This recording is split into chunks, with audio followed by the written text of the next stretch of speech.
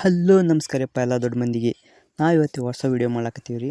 ಇವತ್ತಿನ ವೀಡಿಯೋದಲ್ಲಿ ಏನು ತಿಳಿಸ್ಕೊಡ್ತಾ ಇದ್ದೀನಪ್ಪ ಅಂದ್ರೆ ಅಜೋಲಾ ಅಂದರೆ ನಿಮಗೆಲ್ಲ ಗೊತ್ತಿರ್ಬೋದು. ಅಜೋಲಾ ಇದೊಂದು ನೀರಿನ ಮೇಲೆ ಬೆಳೀತಕ್ಕಂಥ ಒಂದು ವಿಧದ ಮೇವು ಅಂತ ಹೇಳ್ಬೋದು. ಇದನ್ನು ಕುರಿ, ಕೋಳಿ, ಮೇಕೆ ಮತ್ತು ಹಸು ಎಲ್ಲರಿಗೂ ಕೂಡ ಆಹಾರವಾಗಿ ನೀಡಬಹುದು. ಈ ಒಂದು ಅಜೋಲವನ್ನು ಯಾವ ರೀತಿಯಾಗಿ ಬೆಳಿಬೇಕು, ಹೇಗೆ ಉಪಯೋಗಿಸ್ಬೇಕು ಅನ್ನೋದಕ್ಕೆ ಕಂಪ್ಲೀಟಾಗಿ ಮಾಹಿತಿಯನ್ನು ಈ ಒಂದು ವಿಡಿಯೋದಲ್ಲಿ ತಿಳಿಸ್ಕೊಡ್ತೀನಿ. ಈ ಒಂದು ವಿಡಿಯೋ ಎಲ್ಲೂ ಸ್ಕಿಪ್ ಮಾಡದೆ ಪೂರ್ತಿಯಾಗಿ ನೋಡಿ ಅಂತ ಹೇಳ್ತಾ ಬನ್ನಿ ವಿಡಿಯೋನ ಶುರು ಮಾಡೋಣ. ಅಜೋಲಾ ಎಂಬುದು ಒಂದು ನೀರಿನ ಮೇಲೆ ತೇಲುವ ಒಂದು ವಿಧದ ಜಲಚರ ಜರಿಗಿಡ. ಇದನ್ನು ಸಾಮಾನ್ಯವಾಗಿ ಚಿನ್ನದ ಗೊಬ್ಬರ ಅಥವಾ ಹಸಿರು ಗೊಬ್ಬರ ಎಂದು ಕರೆಯಲಾಗುತ್ತದೆ. ಇದು ಪಶು, ಕೋಳಿ, ಮೇಕೆ, ಮೊಲ ಇತ್ಯಾದಿಗಳಿಗೆ ಆಹಾರವಾಗಿ ನೀಡಬಹುದು. ಭತ್ತದ ಗದ್ದೆಗಳಲ್ಲಿ ಗೊಬ್ಬರವಾಗಿ ಬಹಳ ಉಪಯುಕ್ತವಾಗಿದೆ.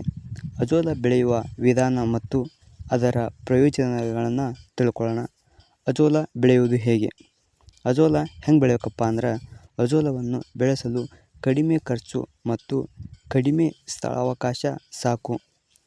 ತೊಟ್ಟಿ ನಿರ್ಮಾಣ. ಯಾವ ರೀತಿಯಾಗಿ ಒಂದು ತೊಟ್ಟಿಯನ್ನು ನಿರ್ಮಾಣ ಮಾಡಬೇಕು? ನೆರಳಿರುವ ಜಾಗದಲ್ಲಿ ಸುಮಾರು 2 ಮೀಟರ್ ಉದ್ದ, 1 ಮೀಟರ್ ಅಗಲ ಮತ್ತು 20 ಸೆಂಟಿಮೀಟರ್ ಆಳದ ಒಂದು ಗುಂಡಿಯನ್ನು ತೆಗಿಬೇಕು. ಇದಕ್ಕೆ ಒಂದು ಪ್ಲಾಸ್ಟಿಕ್ ಶೀಟನ್ನು ಹಾಸಬೇಕು. ಮಣ್ಣು ಮತ್ತು ನೀರು. ಶೀಟ್ ಮೇಲೆ ಸುಮಾರು 10 ರಿಂದ 15 kg ಫಲವತ್ತಾದ ಮಣ್ಣನ್ನು ಹರಡಬೇಕು. ನಂತರ ಅದಕ್ಕೆ 10 ಸೆಂಟಿಮೀಟರ್ ಎತ್ತರವರೆಗೂ ನೀರನ್ನು ತುಂಬಿಸಬೇಕು. ಸುಮಾರು 1 kg ಹಸುವಿನ ಸೆಗಣಿಯನ್ನು ನೀರಿನಲ್ಲಿ ಬೆರೆಸಬೇಕು. ಹೆಚ್ಚಿನ ಇಳುವರಿಗಾಗಿ 20 ರಿಂದ 30 ಗ್ರಾಂ ಸೂಪರ್ ಫಾಸ್ಫೇಟ್ ಕೂಡ ಬಳಸಬಹುದು. ಬಿತ್ತನೆ. ಯಾವ ರೀತಿಯಾಗಿ ಅಜೋಲಾವನ್ನು ಸೀಡ್ಸನ್ನು ತೊಟ್ಟಿಯೊಳಗೆ ಹಾಕಬೇಕಪ್ಪ ಅಂದ್ರೆ, ತಯಾರಾದ ತೊಟ್ಟಿಯನ್ನು ಸುಮಾರು 1 kg ತಾಜಾ ಅಜೋಲವನ್ನು ಹಾಕಬೇಕು. ಕೊಯ್ಲು.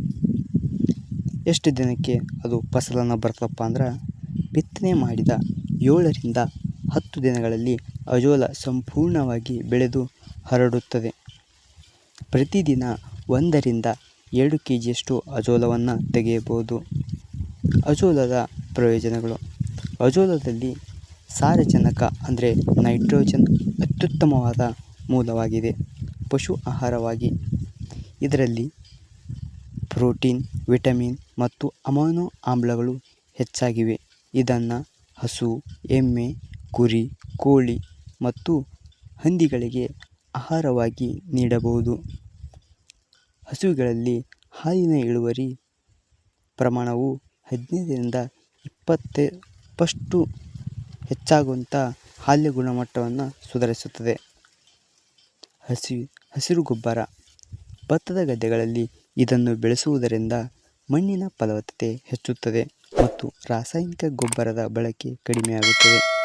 ಕಡಿಮೆ ವೆಚ್ಚ. ಇದು ಅತಿ ವೇಗವಾಗಿ ಬೆಳೆಯುವುದರಿಂದ ರೈತರಿಗೆ ಪಶು ಆಹಾರದ ಮೇಲೆ ಖರ್ಚು ಉಳಿಯುತ್ತದೆ. ಗಮನಿಸಬೇಕಾದ ಅಂಶಗಳು. ತೊಟ್ಟಿಯ ಮೇಲೆ ನೇರವಾಗಿ ಸೂರ್ಯನ ಬೆಳಕು ಬೀಳಬಾರದು. ಶೇಡ್ ನೆಟ್ ಬಳಸುವುದು ಉತ್ತಮ.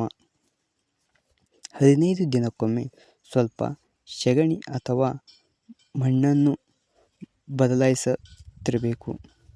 ನೀರನ್ನು ಕಾಲಕಾಲಕ್ಕೆ ಸ್ವಚ್ಛಗೊಳಿಸಬೇಕು. ಇಲ್ಲದಿದ್ದರೆ ಕೀಟಗಳ ಕಾಟ ಹೆಚ್ಚಾಗುತ್ತದೆ. ನೀವು ಅಜೋಲವನ್ನು ಯಾವ ಉದ್ದೇಶಕ್ಕಾಗಿ, ಆಹಾರಕ್ಕೋ ಅಥವಾ ಕೃಷಿಗೋ ಬೆಳೆಸಲು ಯೋಚಿಸುತ್ತಿದ್ದೀರಿ ಎಂಬುದು ಕಮೆಂಟ್ ಮೂಲಕ ತಿಳಿಸಿ.